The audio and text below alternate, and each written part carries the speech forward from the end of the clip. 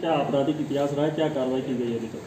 देखिए, महाराजगंज पुलिस की 3 थानों की टीम तथा एसओजी टीम द्वारा अर्ली मॉर्निंग 3 अपराधियों के साथ मुठभेड़ में 2 अपराधियों को घायल अवस्था में गिरफ्तार किया गया तथा साथ ही अन्य 2 अपराधियों को गिरफ्तार, कुल 4 अपराधियों की गिरफ्तारी हुई। जैसा कि आप सभी को विदित है कि 10 तारीख के प्रातःकाल पुलिस के पास इस प्रकार की सूचना आई थी कि बृजमनगंज परिंदा सड़क पर एक व्यक्ति से एक 2 लाख पैसे भरा बैग गोली मारकर पैर में छीना गया है। इस सूचना पर पुलिस द्वारा तत्काल गंभीर धाराओं में अभियोग पंजीकृत किया गया था तथा एडीजी जोन और आईजी रेंज सर के निर्देशन में इसमें 5 टीमों की गठन की गई थी, जिसमें संत कबीर नगर और देवरिया की टीमों का भी सहयोग लिया गया था और इसमें अब जाके हमारे महाराजगंज की टीम को सफलता मिली है। इसमें कुल 56 लाख रुपए और लगभग 12 लाख के आसपास पीली और सफ़ेद धातु की बरामदगी की गई। घटना में प्रयुक्त 2 मोटरसाइकिल बरामद किए गए, साथ ही 2 अवैध असले, एक 32 बोर की पिस्टल और एक 315 बोर का देसी तमंचा यह बरामद किया गया है।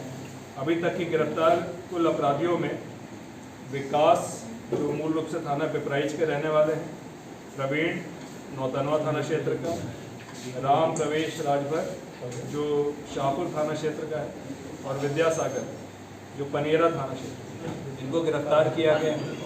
और साथ ही इनसे अभी तक की पूछताछ में एक 5वां अभियुक्त जो मूल रूप से बाराबंकी का रहने वाला है, उसकी शिनाख्त की गई है, जिसके ऊपर 25,000 का इनाम घोषित करते हुए उसकी गिरफ्तारी हेतु टीमों को लगाया जा रहा है। इस मुकदमे में जहां पर वादी द्वारा 2 लाख रुपए जाने की बात बताई गई थी, उसके सापेक्ष कुल लगभग 56 लाख रुपए और 12 लाख रुपए की ज्वेलरी अभी तक बरामद की गई।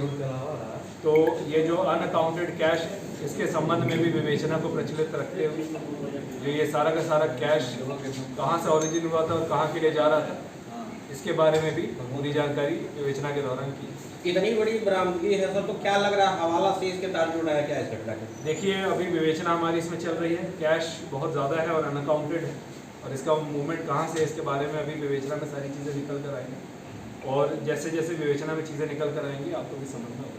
सर, एक ही व्यक्ति से लूट हुई है कि और सिर्फ एक टीम थी, जो एक व्यक्ति 2 व्यक्ति जा रहे थे मोटरसाइकिल से, एक जो घायल हुआ था और एक व्यक्ति साथ में था। ये दोनों लोग गोरखपुर से निकले थे प्रातःकाल। इनके पास 2 बैग था जो अभी तक की पूछताछ में निकल कर आए और उसमें से जितना हमारे पास कैश अभी तक और ये पीली और सफ़ेद धातु बरामद हुई, इसके अलावा भी अगर 5वें अभियुक्त के पास कैश है तो उसके बारे में भी अग्रिम विवेचना। सर, एक अभियुक्त फरार बताया जा रहा है, क्या जानकारी है इसमें?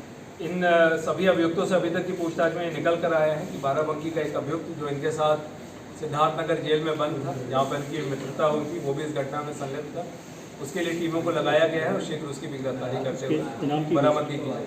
सर, अभियुक्तों और वादी के बीच कोई संपर्क मिला है? उस अभियुक्त के ऊपर 25,000 का इनाम घोषित किया गया जनपद स्तर से।